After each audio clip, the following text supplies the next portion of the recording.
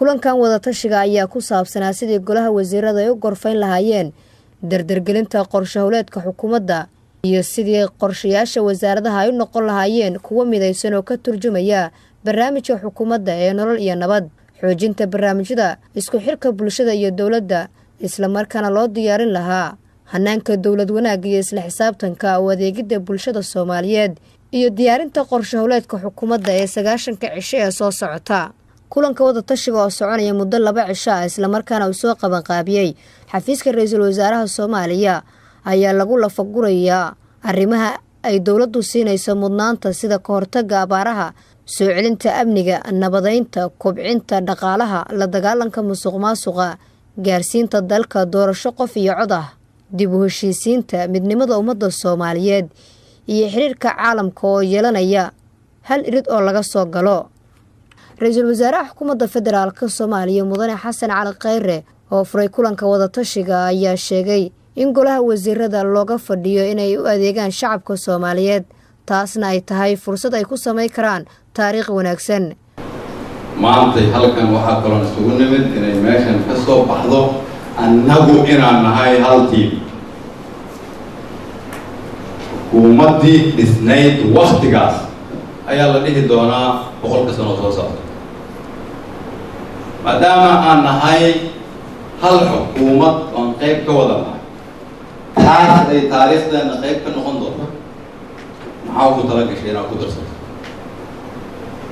waa la soo dhaafay waqtigaan isweydiin jirnay dalkeenu muxuu noo qaban karaa. waxaan soo gaarnay waqtigii aan fursad u helaan isweydiin lahayn maxaan dalkeena ku dari karnaa.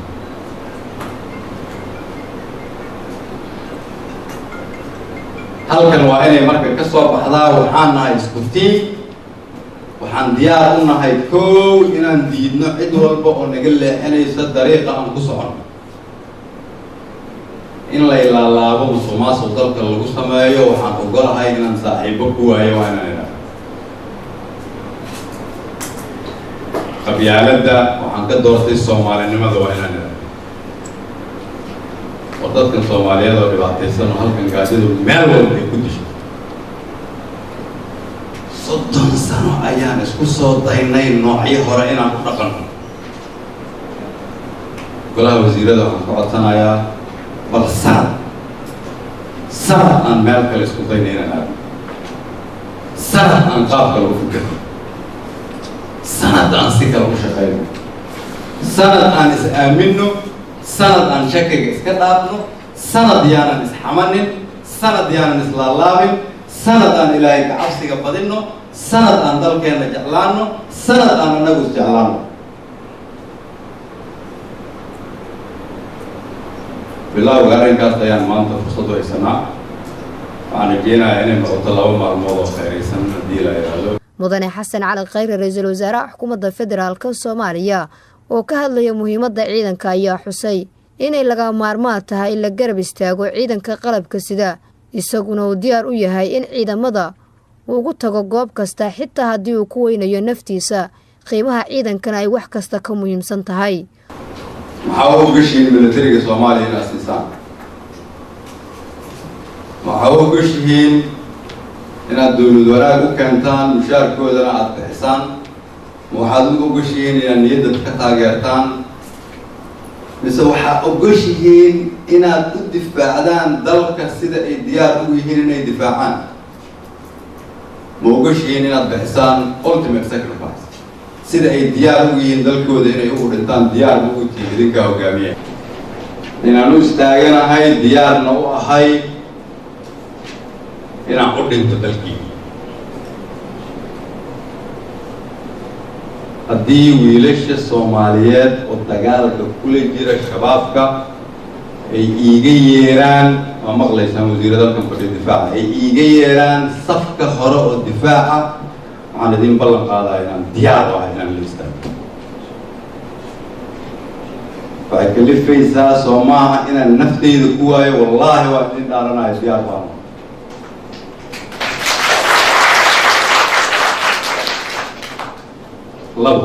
kulanka ayaa intii uu socday waxaa laga dhageystay cabashooyin qaar ka mid ah shacab Soomaaliyeed oo kulanka ka qayb galay iyagoo ku biirinayay talooyin xukuumadda waxayna soo bandhigeen caqabadaha kala duwan oo ay la kulmaan oo ay doonayaan inay xukuumaddu wax ka qabato.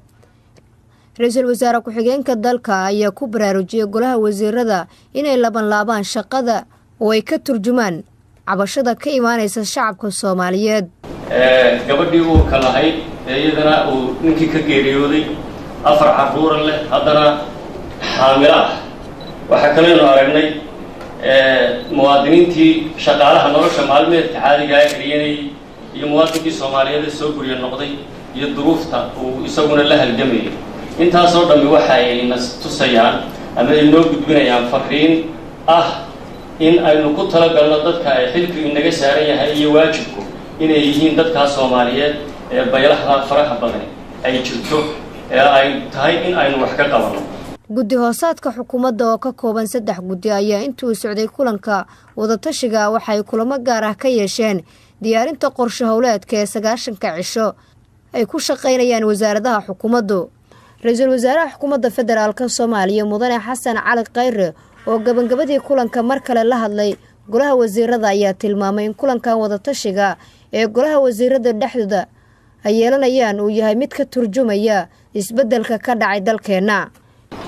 taas waxay tusaale u tahay wixii maanta meeshan ka dhacay haddii cid rabta inay ku quus qaadan karto wixii ay noo sheegayeen ma suurtoobayso inay halkan ka suurta gashay maanta. waxayna u yidhaahdeen ma samaynaysaan qorshe sanadeed wasiiradu ma soo gudbinayaan dhaqan ma ahan. haddii ay shaki ka qabeen maanta tusaale u ah. waxaan ku faraxsanahay horta inaan isu nimid oon isbarannay waxyaabo badan oo muhiimana aan ka wada hadalnay. waxaan rajaynayaa inay noqoto bilowgii isbeddelka dalkan haddii Ilaahay yiraahdo. Nasr Bashiir Cali, warbaahinta qaranka magaalada Muqdisho.